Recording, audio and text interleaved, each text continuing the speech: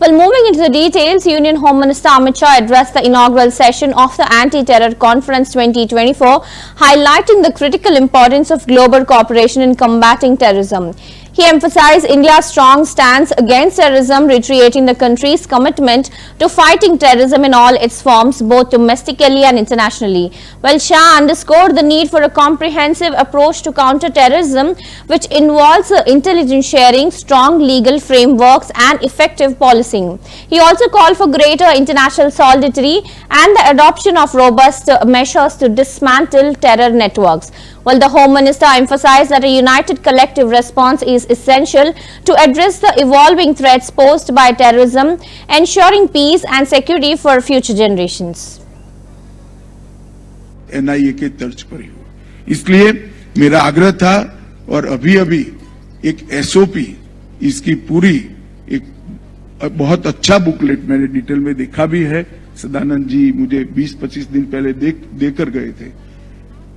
एक बहुत अच्छी SOP की बुकलेट यहां से जारी की है, तो मैं मानता हूं कि इसका उपयोग करना हर राज्य पुलिस ने अपनी कार्य संस्कृति में डालना चाहिए। मित्रों, टेक्निक का उपयोग जब तक हम हमारी पूरी फोर्स को तकनीक के उपयोग से ट्रेन नहीं करेंगे, इसके खिलाफ हम नहीं लड़ सकते। अब आतंकवाद का सामना जो हमें करना है वो समझकर चलिए। वो सीमाहीन और अदृश्य तरीके से आतंकवादी हमले और उनका षड्यंत्र हमारे खिलाफ खड़ा है। अगर इसका हमें सटीक सामना करना है तो उच्चतम टेक्नोलॉजी से हमारे युवा अफसरों को लैस करना पड़ेगा, उनकी ट्रेनिंग करनी पड़ेगी और उसको भी हमने आने वाले दिनों में ट्रेनिंग का एक अहम हिस्सा बनाना। कई सारे राज्यों ने बनाया है, मगर जिस स्तर की ट्रेनिंग चाहिए उस स्तर की ट्रेनिंग नहीं है। कम से कम DYSP को तो 100% तकनीक से लैस कर ही फोर्स के अंदर इंक्लूड करना चाहिए।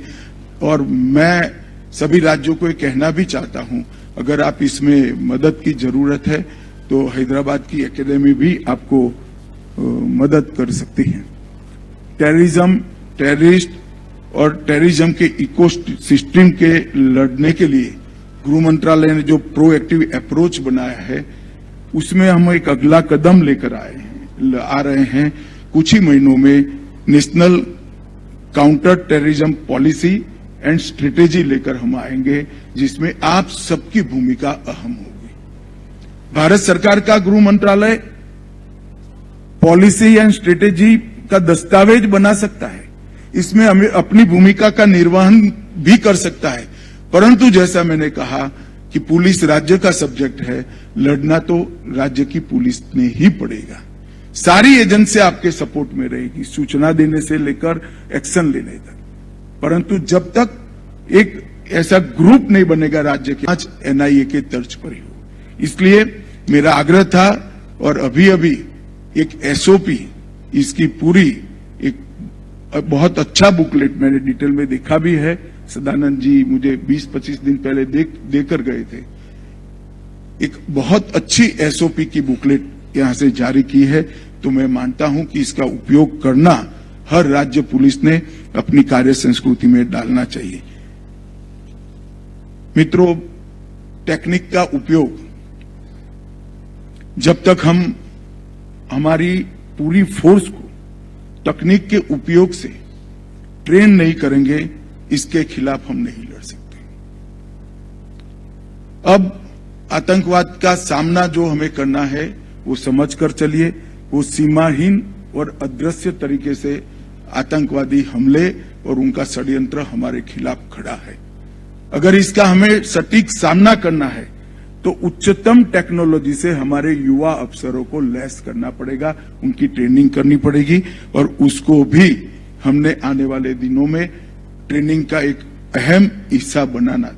कई सारे राज्यों ने बनाया है, मगर जिस स्तर की ट्रेनिंग चाहिए उस स्तर की ट्रेनिंग नहीं है। कम से कम DYSP को तो 100% तकनीक से लैस कर ही फोर्स के अंदर इंक्लूड करना चाहिए।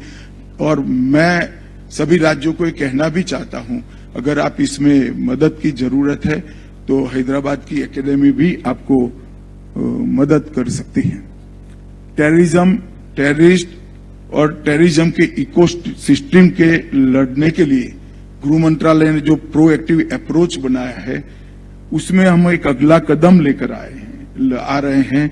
कुछ ही महीनों में national counter terrorism policy and strategy लेकर हम आएंगे, जिसमें आप सबकी भूमिका अहम होगी। भारत सरकार का गृह मंत्रालय पॉलिसी एंड स्ट्रेटेजी का दस्तावेज बना सकता है, इसमें हमें अपनी भूमिका का निर्वहन भी कर सकता है, परंतु जैसा मैंने कहा कि पुलिस राज्य का सब्जेक्ट है, लड़ना तो राज्य की पुलिस ने ही पड़ेगा। सारी एजेंसी आपके सपोर्ट में रहेगी।